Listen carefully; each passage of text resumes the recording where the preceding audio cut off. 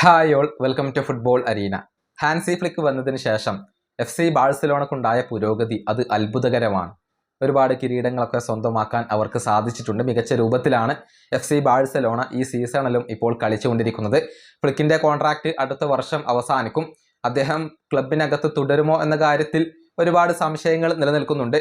ഇതുമായി ബന്ധപ്പെട്ട ഏറ്റവും പുതിയ അപ്ഡേറ്റ് ഫ്ലോറിയാൻ പ്ലറ്റൻബർഗ് ഇപ്പോൾ നൽകിയിട്ടുണ്ട്. അതായത് ബാഴ്സയുമായി കോൺട്രാക്റ്റ് പുതുക്കാൻ ഇപ്പോൾ ഹാൻസി ഫ്ലിക്ക് തയ്യാറാണ്. ക്ലബിനകത്ത് തുടരാൻ തന്നെയാണ് അദ്ദേഹത്തിൻ്റെ ആഗ്രഹം. ക്ലബിനെയും ആരാധകരെയും ബാഴ്സ എന്ന നഗരത്തെയും ഇപ്പോൾ ഹാൻസി ഫ്ലിക്ക് വളരെയധികം ഇഷ്ടപ്പെടുന്നുണ്ട്.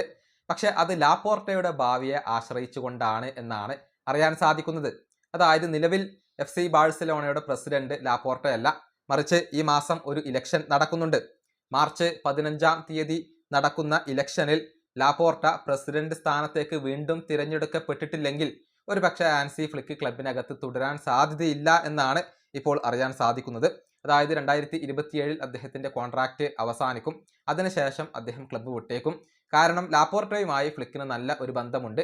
അദ്ദേഹം പ്രസിഡന്റ് സ്ഥാനത്തേക്ക് വീണ്ടും തിരഞ്ഞെടുക്കപ്പെടണം എന്നാണ് ഇപ്പോൾ ഹാൻസി ഫ്ലിക്ക് ആഗ്രഹിക്കുന്നത് എന്നാണ് അറിയാൻ സാധിക്കുന്നത്.